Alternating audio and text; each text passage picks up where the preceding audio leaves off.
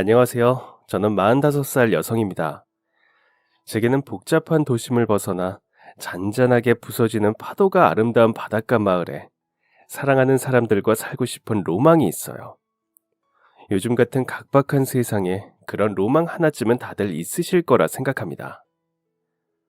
저는 보육원에서 자랐어요. 학창 시절 내내 공부는 늘 뒷전이었습니다. 친구도 없었고 학교도 싫었어요. 보육원도 싫었습니다. 모든 곳이 다 싫었지만 그곳들이 아니라면 정작 갈 데가 없었죠. 그렇게 싫은데도 꾹 참고 보육원에서 원장님의 애정을 갈취했었습니다. 저처럼 반항적인 아이는 없었을 거예요. 저는 모든 이유를 모르는 것을 싫어하는 성격이었는데 제 태생이 그랬으니까요. 왜 태어났을까? 왜 버려졌을까? 이유를 몰랐고 알 방법이 없으니 사는 것이 싫을 수밖에요. 그렇게 늘 까칠하고 멋대로였던 저를 그래도 원장님께선 다른 아이들과 동등한 사랑으로 챙겨주셨습니다. 사실 그게 사랑이었는지는 잘 모르겠어요. 그래서 원장님이 좋아지려 하면 속으로 생각했었습니다. 저 여자는 단지 지금 일을 하고 있는 것뿐이다. 사람에게 정 주는 것이 어려웠어요. 그건 부모에게 받은 사랑이 없었기 때문이라고 스스로 핑계를 댔었죠. 그런데 그러다 20살이 된 후 이제 보육원을 떠나야 한다는 말에 이상하게 눈물이 나는 거예요. 원장님 앞에 눈물을 보이는 게 싫어서 고개를 높게 쳐들고 얼굴을 돌리는 저를 원장님께서는 와락 안아주셨습니다. 목소리엔 걱정이 뚝뚝 묻어났어요. 아유, 널 보내도 되나 모르겠다. 그때 왜 그분 품에 기대고 싶었는지 몰라요. 모르겠어요. 이제 어떻게 해야 하는지 하는 소리가 잘도 나오더군요. 그때 원장님께서는 제게 지금이라도 공부를 하면 된다고 말씀하셨습니다. 마음만 먹으면 원장님이 다 도와주겠다고, 널 여기서 내쫓지도 않겠다고 그렇게 말씀하시면서 말이에요. 그 말씀에 덜컥 그러겠다고 했습니다. 20살이 되자마자 핸드폰 전원을 껐다 켜듯이 사춘기가 사라진 걸까요? 그게 아니면 혼자 되는 것이 무서워 제 뇌가 꾀를 부린 걸까요? 둘 다 맞는 것 같아요. 저는 그렇게 원장님의 재량으로 보육원에 남아 뒤늦은 공부를 시작하게 되었습니다. 아는 게 많이 없어 시간은 좀 걸렸지만 차근차근 처음부터 시작해 수능도 치를 수 있게 됐어요. 남들보다는 늦었지만 악착같이 공부를 했고 이유를 알아야 적성에 풀리는 저에게 공부라는 존재는 알면 알수록 제법 재밌기도 했습니다. 그 재미를 몰랐다는 게 스스로 한심하기도 했고 여러모로 그 기간 동안 참 많이 반성했던 것 같아요. 그렇게 열심히 공부한 끝에 저는 마침내 대학을 갈 수 있게 되었고 저의 대학 생활은 기숙사에서 주로 보내게 되었습니다. 진짜 헤어지는 기분이 들어 원장님과 부둥켜 안고 꽤 오래 울었었는데 졸업을 하고 나니 보육원은 문을 닫아버렸더군요. 이제 더 운영하기 어려워졌다는 말씀뿐.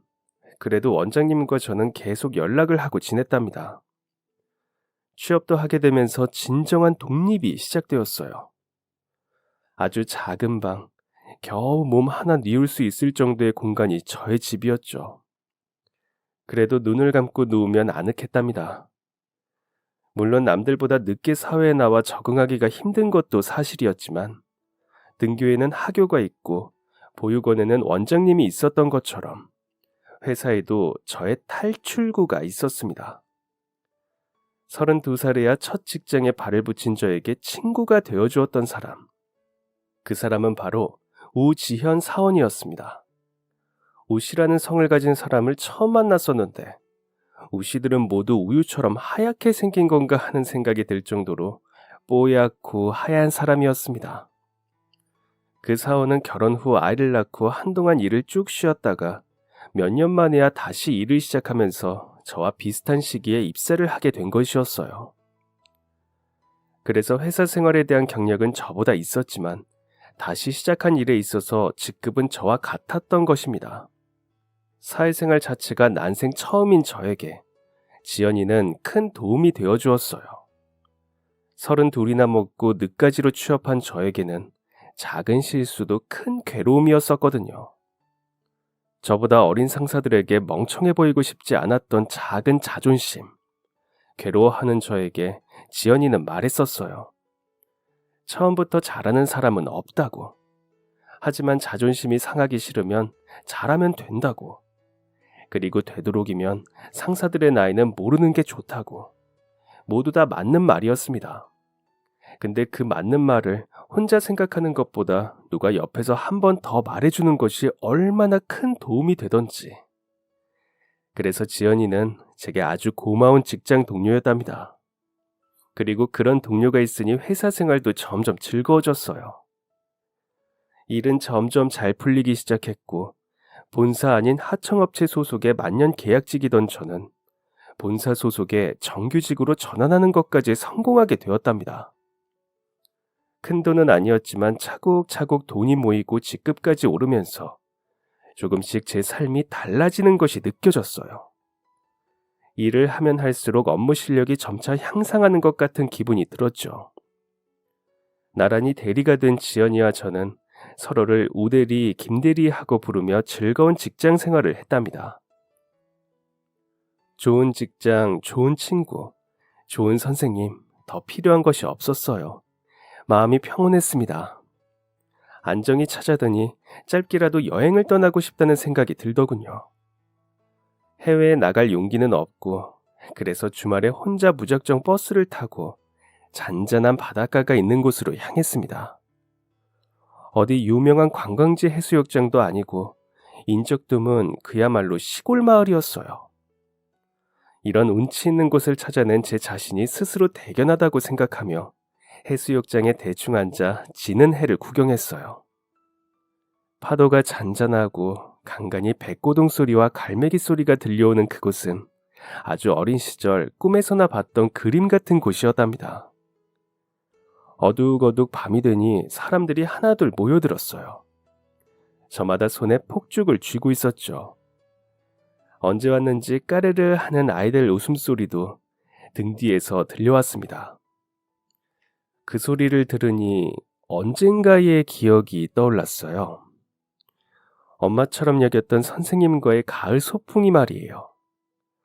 친구도 없고 말주변도 없던 제가 바닷가로 소풍을 와서까지 혼자 겉도는 걸 보시고는 일부러 자기까지 같이 참여하는 게임을 하자고 반 아이들을 불러 모으셨던 선생님. 그때 저는 저희 반 아이들과 그리고 선생님과 함께 바닷가에 둘러앉아 수건 돌리기를 하며 여느 또래의 아이들처럼 신이 나서 웃을 수 있었답니다. 비록 제 등 뒤에는 그 누구도 수건을 놓아주지 않았지만 그냥 그들과 둘러앉아 무릎에 박수를 치며 노래를 따라 부르는 그 시간이 무척이나 행복했어요. 학년이 올라가고 담임 선생님이 바뀌면서 그런 시간은 제게 다시 찾아오지 않았지만 그날의 기억은 제 마음속에서 아름다운 한 폭의 그림으로 자리 잡았습니다. 그 아름다운 그림을 대학생활, 사회생활을 하면서 한동안 잊고 살았었는데 아주 오랜만에 떠올리게 된 거예요. 그 바닷가에서 말이에요. 행복한 아이들의 웃음소리가 듣기 좋아서 문득 아이들의 얼굴이 보고 싶다는 생각이 들었습니다. 어떤 표정을 짓고 있을까? 분명 행복에 겨운 표정이겠지? 그 행복한 표정들을 기분 좋은 소리들을 멀리서라도 바라본다면 틀림없이 이번 여행의 가장 아름다운 순간으로 기억될 것이라 생각하며 그렇게 그들을 보기 위해 뒤를 돌았습니다. 그런데 그 순간 어디선가 바람 빠진 공이 날아들어 제 코를 정확하게 명중하고 말았어요. 툭 하고 힘없이 모래바닥으로 떨어진 공은 힘이 없어 옆으로 굴러가지도 못했습니다. 아유 어떡해 죄송합니다 하고 어른 하나와 아이들이 우르르 제 쪽으로 달려오는 소리가 들렸어요. 그 모든 상황이 창피하고 웃겼지만 아이들에게 따지고 싶은 생각은 추호도 없었습니다. 그들이 만들어낸 행복한 시간을 몰래 지켜보려다 그리 된 것이니 제 탓도 있다고 애써 생각했기 때문이었어요. 그래서 웃으며 괜찮다고 공을 던져주려는데 아이들이 갑자기 입을 틀어막고 자리에 멈춰서더군요. 함께 달려오던 아주머니 한 분도 깜짝 놀라 입을 틀어막으셨어요. 그리고 이윽고 저의 인중을 타고 뜨끈한 무언가가 흘러내리고 있음이 느껴졌습니다. 코피였어요. 손에 쥔 공을 내려다보며 자존심이 상하고 말았어요. 겨우 바람 빠진 힘없는 공 하나에 코피가 흐르다니 하고 말이에요. 그래도 아이들은 죄가 없으니 코피를 그대로 인중에 묻힌 채로 씩 하고 웃으며 괜찮다고 말하려는데 아이들이 기겁을 하며 달아나 버리는 것이 아니겠어요. 아차 싶어 허겁지겁 코를 닦고 있으니 아주머니께서 제게 다가오셨습니다. 아유, 어쩜 좋아요. 예쁜 얼굴에. 너무 미안합니다. 괜찮으시면 저기서 얼굴 좀 닦고 차 한잔 하시겠어요? 제가 애들 간수를 잘 못한 것 같아서 너무 죄송해서 그래요. 당장 핸드백 속에는 휴지 한 장도 들어있질 않았으니 아주머니의 말씀대로 그래야겠다는 생각이 들었어요. 그런데 그렇게 고개를 들어 아주머니의 손끝을 따라 바라본 곳에는 낙엽이 다 떨어진 커다란 나무가 감싸고 있는 낡고 작은 보육원이 있었습니다. 제가 자란 보육원이 아닌 다른 보육원에 발을 들이는 것은 처음 있는 일이었어요. 입구에서부터 괜스레 이상한 마음이 울컥울컥 치밀었습니다. 제 얼굴을 보며 또르르 눈알을 굴리면서 눈치를 보는 아이들이 좀 전과는 다르게 보였어요. 너희들도 나 같은 애들이었구나. 그제야 바람 빠진 축구공이 이해가 갔어요. 그냥 아이들의 부모님쯤 되는 줄만 알았던 원장님이 주시는 차를 마시며 그곳에서 저는 꽤 오랜 시간 머물렀습니다. 처음 짧은 대화 말고는 그 후 별다른 어색한 질문이나 대화 없이 편하게 계시다가 가시라는 원장님의 말씀이 이상하게 편하고 좋았어요. 저는 혼자 남은 사무실에서 홀짝홀짝 차를 마시며 벽에 걸린 아이들의 사진을 보았습니다. 꽤 오래전부터 이곳에 자리 잡고 있었다는 듯 빛바랜 사진들이 많았어요. 다시 집으로 돌아가는 길에는 죄송합니다 하고 보육원 대문 앞에 한 줄로 나란히 서서 저를 배웅하는 아이들을 보며 생각에 잠기게 되었습니다. 제가 이렇게 사람답게 살 수 있도록 해주신 세상 모든 것에 감사하는 마음으로 이곳을 또 찾아야겠다고 말이에요. 한 골목만 지나면 보이는 멋진 풍경의 바닷가부터 온화한 미소의 원장님과 착하고 순수한 아이들, 온기가 느껴지는 그곳에 몇 번이고 더 찾아오고 싶었습니다. 골목을 빠져나오며 저는 아까 몰래 보육원 연락처를 적어두었던 쪽지를 가방 속에 넣었어요. 그렇게 저는 한 달에 한 번 낯선 바다마을의 그곳에서 봉사활동을 시작하게 되었답니다. 쭉 그렇게 지내다 한 달에 한 번이었던 것이 매주 주말이 되었던 것은 아주 잠깐이었어요. 회사에서 포상 휴가로 해외여행을 한 달 보내준다는 것을 거절하고 휴가만 받아왔었거든요. 해외로 나가는 것보다 이 동네에 주말만이라도 발걸음하는 게 저한테는 더 힐링이었기 때문이었습니다. 평일에는 집에서 푹 쉬고 주말에는 보육원으로 나오자 마음먹었죠. 그때 그 남자를 만났던 겁니다. 특이한 이름의 남자. 사실 그 전부터 봉사활동을 하러 오면 간혹 그 남자와 마주치고는 했었어요. 늘 똑같은 무표정으로 묵묵히 제 할 일만 하던 남자. 관심이 전혀 없었는데 원장님이 자꾸만 저랑 그 사람을 엮어대셨죠. 은지 씨 남자친구 없다고 했었죠. 저분도 여자친구 없거든요. 어때요? 두 사람 나이도 비슷해요. 사람 참 좋은데 왜 둘 다 여태 아무도 안 만나고 있나 모르겠어. 그때는 원장님의 말을 이해하지 못했었습니다. 기껏해야 어디 가서 받을 처벌 대신 억지로 와서 봉사활동을 하고 있는 건가 싶었는데 이곳에서 봉사활동을 한 지 꽤 오래됐다고 하더군요. 그것도 자발적으로 말이에요. 이유를 물어봐도 다른 대답이 없더라고 하셨습니다. 그냥 좋아서 그런다고, 좋은 일 해야 살아갈 힘이 생긴다고 그랬다고 하더군요. 쭉 지켜봤는데 묵묵하니 참 좋은 사람 같다고 잘해보라고 제 옆구리를 쿡 찌르던 원장님. 근데 저는 그 사람이 썩 마음에 들지는 않았어요. 표정 없는 사람이 좋을 리가 있나요? 저는 웃는 사람이 좋아요. 그냥 그렇게 말하고 말았습니다. 그런데 원장님이 그걸 못 알아들으신 건지 아니면 모르는 채 하시는 건지 제 휴가의 마지막 주에는 대놓고 저와 그 사람을 못 붙여놓아 안달이었습니다. 일부러 설거지를 같이 맡기고 빨래를 같이 맡기는 원장님 때문에 어쩔 수 없이 그 남자와 어색한 시간을 보내게 되고 말았죠. 그러는 와중에도 아이들은 그 남자에게 장난을 치러 우다다 뛰어다녔습니다. 그래도 남자는 무표정한 얼굴로 잘만 받아주더라고요. 그 모습을 보고 있으니 그리 보기 싫지는 않았습니다. 좀 무뚝뚝하게 생겼어도 애들은 잘 보네, 일은 잘하네, 그렇게 생각했었어요. 그렇게 마음의 경계가 풀어졌던 거예요. 여기 되게 자주 오신다고 들었어요. 저도 자주는 아니지만 가끔 들러서 애들 보고 일 돕고 있어요. 김은지라고 합니다. 그쪽은... 나쁜 사람도 아닌 것 같고 아무 말 없이 입을 꾹 닫고 설거지부터 빨래까지 하고 있자니 답답해서 말을 걸어봤어요.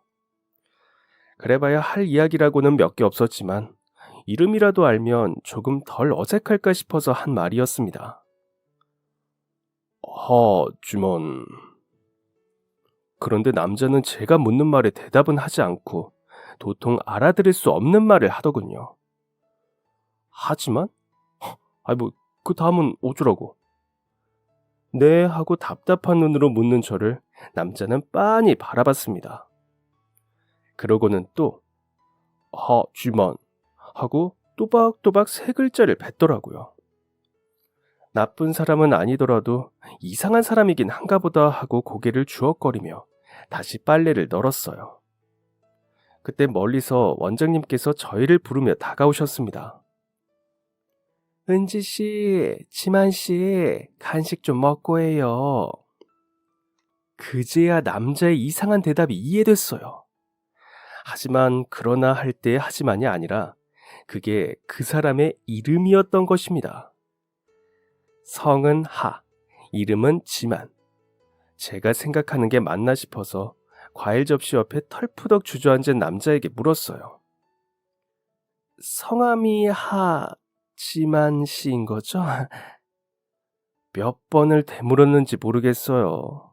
진짜 이름이 하지만인지 믿어지지 않아서 수차례 되물었던 것이지만 맞다는 확답을 듣고 나니 제 행동이 얼마나 무례한 행동이었는지 금방 깨닫게 되었습니다.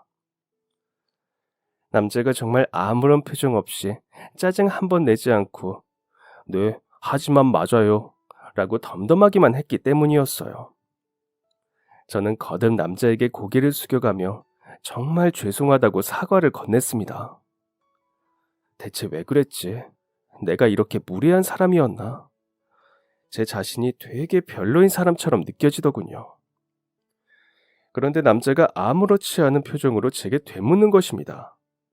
갑자기 뭐가 죄송하냐고 말이에요.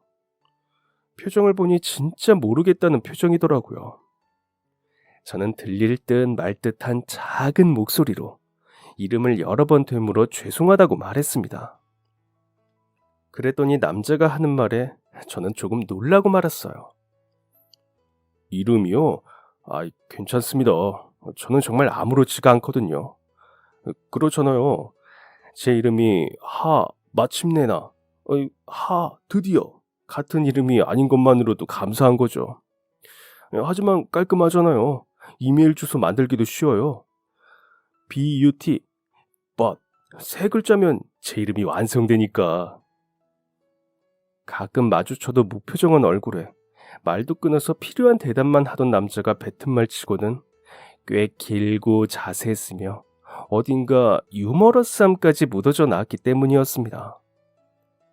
게다가 제 착각일지는 몰라도 제가 미안하다고 하니 미안해하지 말라고 그런 예시까지 들어주는 것 같아 도리어 제가 고맙기까지 했어요.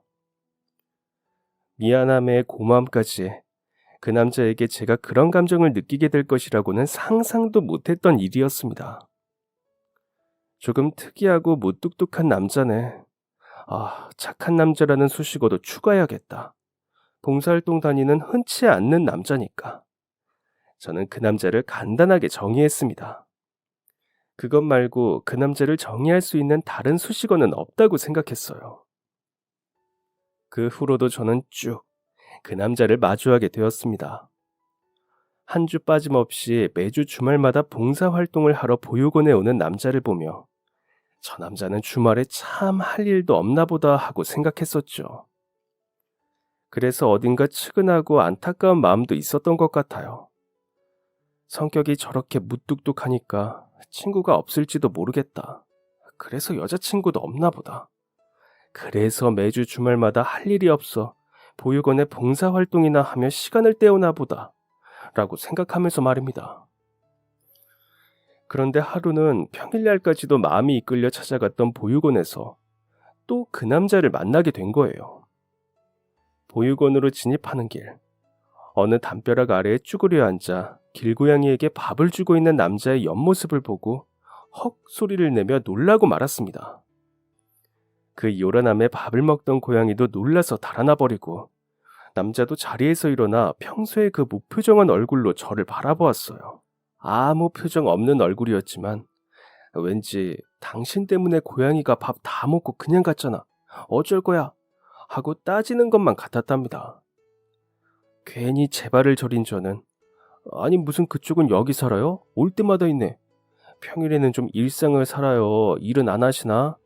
평일에 오면 없을 줄 알았는데 왜 또 여기 있고 난리예요? 아 진짜 깜짝 놀랐네. 할 일이 그렇게 없어요? 어떻게 올 때마다 있어? 라고 안 해도 될 소리를 늘어놓으며 말을 더듬고 말았습니다. 남자는 미세하게 눈썹을 꿈틀거렸어요. 그러고는 다시 쭈그려 앉아 고양이 밥그릇을 치워들고는 아무 말 없이 보육원으로 향하더군요. 최대한 천천히 느리게 걸어보려 했지만 어쩐지 제가 그 사람의 뒤를 쫓아가는 모양새가 되고 말았습니다. 그래서 종국에는 거의 기어가다시피 천천히 걸었어요. 걸어가며 내린 결론은 남자에게 사과를 하자는 것이었습니다. 아무리 놀랐더라도 좀 전의 말은 제가 심했다는 것이 제 결론이었어요. 그래서 도착하자마자 애들을 몇 번 안아주고 옥상에서 빨래를 널고 있는 남자에게로 걸어가 아이스크림을 하나 건넸습니다. 이거 좀 드실래요? 원장님이 그쪽 이거 엄청 좋아한다던데.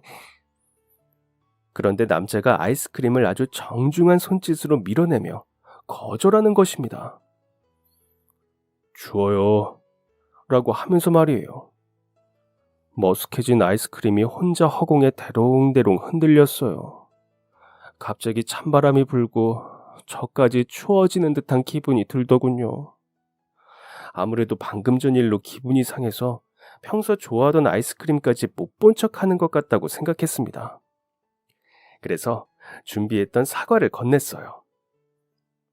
좀 전에는 내가 말실수했어요. 미안해요. 그냥 오늘은 계실 거라고 생각 못 했는데 오늘까지 와 계시기에 너무 놀라서 기분 나빴죠. 미안해요. 여기 오는 거 좋은 뜻으로 오는 거라는 거 알아요. 할 일 없다고 한 거 진짜 미안해요. 남자에게 전해지지 못한 아이스크림을 허벅지에 툭툭 내리치며 고개를 숙인 채 말했습니다. 어쩐지 이야기하면 이야기할수록 자꾸 고개를 숙이게 되더라고요. 생각할수록 미안해서 그랬던 것 같아요. 그런데 그때 따끔하게 한마디 하거나 아니면 또 무표정으로 무시하나 할 줄 알았던 남자에게서 웃음소리가 들려왔습니다. 아니 정확히 말하자면 저희가 생각하는 하하하 하는 또렷한 웃음소리는 아니었어요.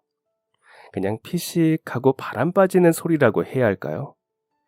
또 깜짝 놀라서 고개를 들고 쳐다보았더니 남자가 말했습니다. 아까 그 말은 전혀 기분 안 나빴는데 그거 그냥 자기소개 아니었어요? 나야말로 내가 올 때마다 그쪽이 여기 와서 저 사람 참 할 일 없는 사람인가 보다 했었는데. 그 말에 놀라서 동그랗게 뜬 눈이 다물어지지를 않았어요. 누가 제 뼈를 한 대 세게 툭 하고 친 것 같은 기분이었거든요. 남자의 말에는 틀린 부분이 한마디도 없었습니다. 제가 한동안 매주 주말마다 남자를 보면서 했던 생각을 남자가 하지 않았을 리가 없었으니 말이에요. 그만큼 저도 저의 모든 여가 시간을 그 보육원에 할애하고 있었으니까요. 제 놀란 표정을 본 남자가 또 한 번 피식하고 웃더니 제 손에 대롱대롱 매달려 있던 아이스크림을 가져가 베어 물었습니다. 그리고는 또다시 털푸덕 아무것도 없는 차가운 맨바닥에 그대로 주저앉아 제게 물었어요. 여기는 왜 오는 거예요? 원장님이랑 아는 사이? 잘 모르는 사람에게 저는 제 이야기를 잘 하지 않는 사람이었어요. 지금 보육원의 원장님께도 제 이야기를 하기까지 꼬박 3년이 걸릴 정도였죠.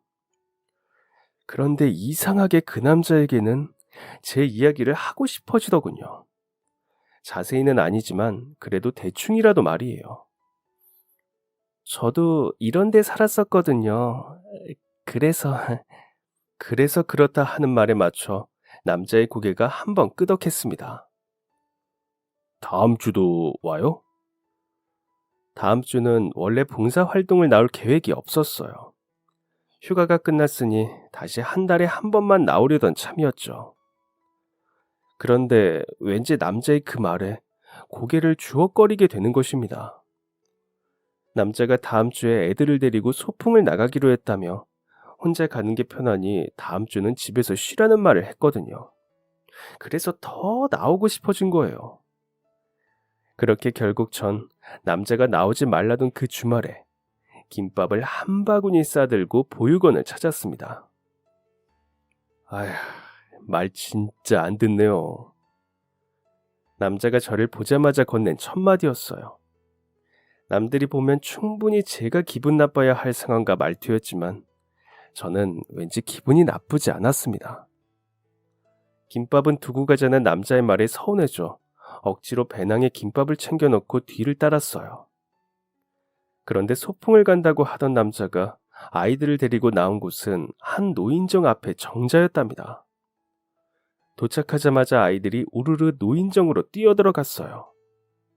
한참 조용히 닫혀있던 문이 열리니 어르신들이 쟁반 가득 뭔가를 담아들고 정자로 나오셨어요. 남자가 후다닥 뛰어가 쟁반을 받아들었고 한 발 늦었지만 저도 함께 했습니다.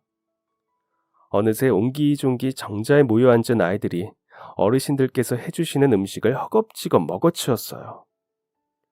아, 이래서 김밥은 두고 오자고 그랬구나. 그래도 아이들이 잘 먹는 모습에 흐뭇하게 바라보는데 남자가 어르신께 그러더군요.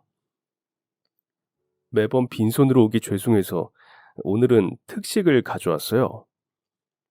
어르신들이 무겁게 뭐하러 그런 걸 가져왔느냐고 인상을 쓰고 손사래를 치면서도 얼굴 반쪽으로는 한바구음을 지으시며 말씀하셨습니다. 그랬더니 어리둥절한 저의 옷자락을 남자가 쭉 잡아 늘리는 겁니다. 왜 이래요? 은지 씨가 준비했잖아요. 오늘 어머님 아버님들 드릴 만난 음식, 스페셜한 음식. 그러고는 제가 메고 온 배낭을 가리키더군요. 웃음이 났어요. 남자도 웃고 있었습니다. 웃는 모습이 나쁘지 않다는 생각이 들었어요. 마치 꼭 웃지 않는 모습도 나쁘지 않다고 생각해 본 적이 있는 사람처럼 말이에요. 그래도 무표정한 얼굴보다야 그렇게 활짝 웃는 얼굴이 100배 정도는 훨씬 더 잘 어울린다는 생각이 들었습니다. 저는 배낭 속의 김밥을 차곡차곡 꺼냈어요. 남자는 어르신들께 다 나누어 드리고도 노인정에 나오지 못한 어르신들을 위해 제 배낭을 메고 골목 구석구석을 돌아다녔습니다. 무뚝뚝해 보이지만 어딘지 따뜻한 마음을 갖고 있는 사람이라고 생각했어요. 그렇게 제가 먼저 그 사람을 좋아하게 되었고 저희는 3년의 연애 끝에 결혼을 약속하게 됐어요. 저희의 연애도 결혼도 가장 축하해준 사람은 단연 원장님이셨습니다. 나이 많은 총각 처녀 둘을 엮어주고 싶어 안달이었던 원장님의 소원대로 저희가 마침내 사랑을 이루게 된 거예요. 물론 원장님의 소원 모두를 들어드리지는 못했어요. 아유, 제발 주말마다 여기 와서 청춘 다 보내지 말고 데이트를 좀 나가. 그러라고 둘이 이어붙여놨더니만. 아유. 어렸을 때 부모님께서 일찍 돌아가시면서 할머니 손에 자라고 함께 남지 못했던 여동생은 어딘지도 모르는 보육원에 보내야 했다는 지만 씨. 군대 입대 전 할머니마저 돌아가시고 그 후부터 그에게 보육원은 손을 놓아야 했던 동생을 떠올릴 수 있는 저에게만큼이나 처절했던 곳이었던 것입니다. 처음에는 동생만 보냈던 것이 미안해서 봉사활동을 시작했지만 이제는 어린아이들만 봐도 지나가는 할머니만 봐도 웃음이 난다는 지만 씨. 저를 바라보는 그에게서도 더는 지만 씨의 무뚝뚝한 표정은 찾아볼 수가 없었어요. 결혼식 날짜를 잡고 청첩장을 회사에 돌리게 되었습니다. 회사에서 가장 친하게 지냈던 우대리는 제가 3년 동안이나 남자친구가 있었다는 사실에 소스라치게 놀랐었죠. 매주 주말마다 봉사활동 다닌 거 아니었어? 근데 그 사이에 어떻게 연애를 한 거야? 진짜 미쳤어. 너무 축하해 정말. 아주 밝은 얼굴로 정말 축하한다며 눈물을 그렁거리던 우대리는 저랑 대화를 나누느라 청첩장은 열어보지도 않더니 그날 밤이 되어서야 전화를 걸어왔습니다. 김대리, 너 정말 이 남자랑 결혼해? 지금 어디야? 우리 좀 만나자. 퇴근하고서야 뒤늦게 청첩장을 열어본 우대리의 목소리는 제가 덜컥 겁을 먹을 만큼 떨리고 있었어요. 남편 될 사람이 이름이 하지만이 맞느냐고 당장 만나서 해줄 말이 있다는 우대리의 말에 너무 긴장이 됐어요. 우대리가 대체 지만 씨를 어떻게 알고 있는 것이며 대체 내게는 무슨 말을 하려는 것일까? 이상하게 긴장되는 전화였습니다. 급하게 집 앞 카페에서 마주 앉은 우대리는 금방이라도 폭발할 것처럼 새빨간 얼굴을 하고 말했어요. 때는 지금으로부터 20년 전. 내가 대학을 다닐 때였어. 우리 아빠는 늑둥이 동생들이랑 날 태우고 엄마를 데리고 가고 있었지. 비가 오고 난 뒤라 길이 제법 미끄러웠는지 앞차에 사고가 난 걸 피하지 못하고 우리 차까지 그대로 부딪히게 됐어. 엄청 아프더라. 잠깐 정신을 잃었다가 눈을 떴는데 머리가 너무 아팠어. 손으로 짚었더니 이마에선 피가 나고 있더라고. 옆자리를 봤는데 아빠는 아예 눈을 감고 피투성이가 되어 핸들에 쓰러져 계셨어. 너무 무서워서 아빠를 막 흔들어 깨우면서 소리를 쳤었지. 나처럼 정신을 잃었던 동생들도 정신이 들었는지 울음을 터뜨리기 시작하는데 아빠는 일어나질 않으시고 사고 때문에 문이 고장이 났는지 문도 열리지 않더라. 납작해진 차 안에 그대로 갇혀버린 셈이었어. 근데 그때 군복을 입은 누군가가 다가와 우리 차를 두 손으로 막 뜯어냈어.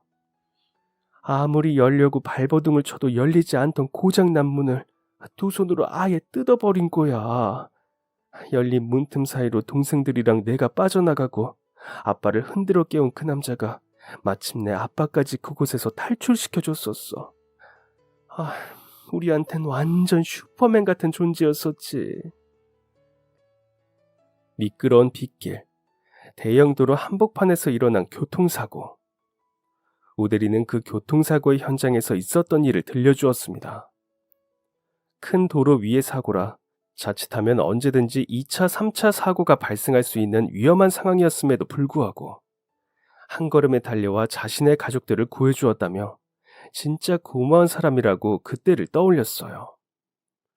그때 당시 그 사람의 신속한 도움이 없었더라면 그 안에 갇힌 채 혹시 모를 2차 사고를 당했을지도 모른다고. 그럼 자기는 지금쯤 이 세상 사람이 아니었을지도 모른다고 말이에요. 우대리는 그 사람을 자신과 자기 가족들의 생명의 은인이라고 표현했습니다. 갑자기 그 이야기를 왜 꺼내는 건지 이해가 가지 않았지만 요즘 같은 각박한 세상에 그때의 참 군인에 대한 이야기를 들으니 감동이 깊었어요. 그 후 우대리는 병원에 가느라 그 군인에게 고맙다는 인사 겨우 한마디 남기고 연락처조차 받지 못했다고 했습니다. 수소문에서 그 군인을 찾으려 했지만 찾을 수가 없었다고. 다만 딱 한 가지. 상의에 적혀있던 군복 명찰의 이름이 특이해서 머릿속에 두고두고 기억하고 있었다고. 그리고 그 특이했던 이름이 저의 남편이 될 그 사람의 이름과 같다고 했습니다. 그 말에 저는 순간적으로 에이 하고 손사래를 쳤다가도 문득 그럴 가능성이 매우 높겠다는 생각이 들었어요. 지만 씨라면 충분히 그랬을지도 모르겠다는 생각이 말이에요. 오대리는 저의 손을 꼭 붙들었습니다. 나랑 우리 가족들의 생명의 은인이었던 그분께 감사의 인사를 드리고 싶다라고 하면서 말이에요. 감동도 받았다가 놀라기도 했다가 어리둥절한 기분이었지만 그래도 지만 씨에게 확인받기로 했어요. 그래서 저의 예비 신랑 지만 씨에게 그 자리에서 전화를 걸었습니다. 혹시 그날의 일을 아느냐고요. 정말 설마 했는데 한참 이야기를 듣던 지만 씨가 조용히 그게 자기 이야기가 맞는 것 같다며 기억을 더듬기 시작했어요. 그때가 나 한참 군생활 하던 때인데 처음으로 포상 휴가 받아서 진짜 기분 좋게 집에 가던 길이었어요. 왕복 4차선인가 그랬을 거야. 한참 졸면서 가던 중에 사람들이 창문 밖을 보면서 웅성거리는 소리에 잠에서 깼거든요. 보니까 사고가 제법 크게 났더라고. 차가 완전히 찌그러져서는 졸려서 비몽사몽 하던 와중에도 그렇게 사고 난 걸 보자마자 내가 내려야겠다는 생각이 들었어요. 그래서 기사님한테 양해를 구하고 급하게 버스에서 내렸죠. 지금 생각하면 무슨 간땡이로 그랬는지 모르겠지만 119에 신고를 하고 나서 냅다 사고 차량으로 달려갔어요. 내가 다칠 수 있겠다는 생각으로는 겁이 안 나더라고. 차가 부서진 상태만 봐도 큰 사고라는 걸 직감할 수 있었거든요.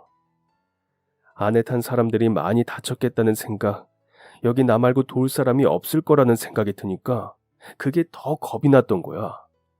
그래서 다급하게 운전석 문을 힘껏 당겨보는데 이게 열리지가 않는 거예요. 미치겠더라고.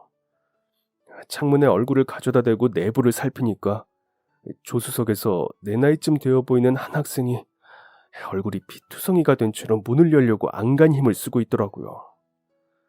운전석에 앉은 아저씨는 정신을 놓았는지 뒷자리에서 애들이 울어댔는데도 눈을 뜨지 못하고 있었고 사고 충격으로 차체가 찌그러지면서 함께 망가진 문이 열리지 않는 상황인 것 같았어요. 나를 발견한 조수석의 학생이 도와달라고 울부짖는 게 썬팅된 창문 너머로 보이는데 미끄러워서 잘 잡히지도 않던 손에 힘이 꽉 하고 들어가더라. 이 문을 잡고 뜯어서라도 구해야겠다는 생각뿐이었어요. 하도 이를 꽉 물어서 입안이 다 터지고 손바닥엔 피부가 밀리면서 생긴 상처로 가득했지만 그래도 괜찮았어요. 결국 문을 여는 것에 성공했거든. 얼른 학생과 아이들을 먼저 피신시키고 의식을 잃은 운전자 아저씨를 깨웠어요. 제발 일어나라, 제발 일어나라 속으로 빌면서. 다른 곳이 다치기라도 했을까봐 함부로 끌고 나오지도 못하겠더라고요. 땀인지 눈물인지 모를 것들을 아저씨 얼굴 위로 뚝뚝 흘려가며 울부짖는데 그때 아저씨가 정신을 차리신 거야. 순간 이제 살았다 했어요. 진짜 정말 다행이었지. 정말로 우대리 말대로 그때 사고 현장에서 우대리와 가족들을 구한 사람이 지만 씨가 맞는 듯 했습니다. 그의 무용담 아닌 무용담을 듣고 나니 마치 제가 그 현장에 있었던 사람처럼 떨리고 심장이 두근거리더군요. 용감한 사람인 건 알고 있었지만 그런 큰일을 했을 거라고는 생각해 본 적이 없었습니다. 당연히 자기가 직접 그런 이야기를 들려준 적이 없었으니까 저는 더욱더 알 길이 없었던 것이고요. 지만 씨는 그렇게 사고 난 차량 안에 갇혀있던 우대리의 가족들을 모두 밖으로 피신시킨 후에도 자리를 떠나지 않고 끝까지 응급처치를 했다고 했습니다. 의식을 되찾고 가까스로 차량을 빠져나온 아저씨가 피를 많이 흘리고 있었기 때문이었다고 해요. 입고 있는 옷이 붉게 피로 물들고 얼굴이며 손에도 온통 빨갛게 물들어 버리니 지만 씨도 마음을 차분히 하기가 힘들었다고 했습니다. 그렇게 피를 많이 흘리는 사람은 자기도 살면서 처음 보는 상황이라서 너무 무섭고 괴로웠다고 그때 당시의 기분을 전했어요. 솔직히 말하자면 그때 나는 정말 그 아저씨가 곧 숨이 끊어질 거라고 생각했어요. 너무 아니길 바라고 바랬지만 흘리는 피의 양이 나를 점점 더 두려움에 떨게 만들더라고. 제발 구급차가 올 때까지만이라도, 아니, 병원에 도착하기 전까지만이라도 잘 버텨주시라고 계속 부탁하고 있었어요. 그런데도 그런 와중에 차량 통제는 해야겠다는 생각이 들더라고. 그래서 옆에서 같이 울부짖는 가족들에게 제발 아저씨에게 이것저것 생각나는 대로 말을 많이 걸어달라고 거의 화를 내듯이 부탁했었지. 나중에는 너무 소리를 지른 것 같아 그 사람들한테 미안했지만 그래도 다 같이 애쓴 덕에 구급차가 올 때까지 아저씨는 의식을 붙들고 계실 수 있었던 것 같아요. 차가 한 대 한 대 우리 옆을 비켜갈 때마다 살얼음판을 걷는 기분이었어요, 진짜. 지만 씨는 그렇게 그 가족들을 대피시키고 나서도 불안했다고 했습니다. 혹시나 2차 사고로 이어져 다른 사람들마저 또 다치게 될까봐 그랬다고요. 그래서 내내 차량 통제를 하기 위해 안간 힘을 기울였다고 하더군요. 다행히도 구급차와 경찰차가 비슷한 시간에 도착해서 2차 사고로 이어지지는 않았지만 기다리는 동안 1분 1초가 긴박한 시간이었다며 지만 씨는 지금도 그때를 생각하니 등에 땀이 흐른다고 웃었습니다.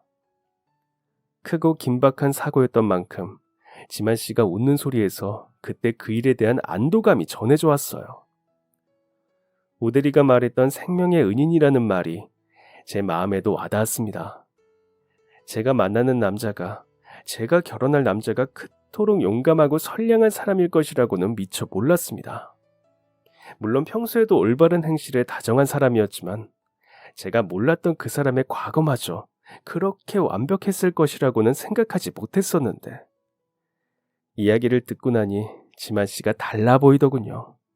안 그래도 멋있는 사람이라고 생각해왔는데 그보다 2배, 10배, 아니 1000배, 10,000배는 더 멋있게 느껴졌어요. 그런 위험한 상황에서 아무도 도와주지 않는데 혼자서 그 모든 것을 지켜낸 지만 씨가 존경스러웠습니다.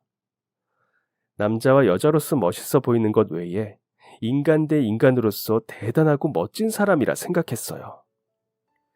저는 이야기를 마친 지만 씨에게 깜짝 놀랄 소식을 전했습니다.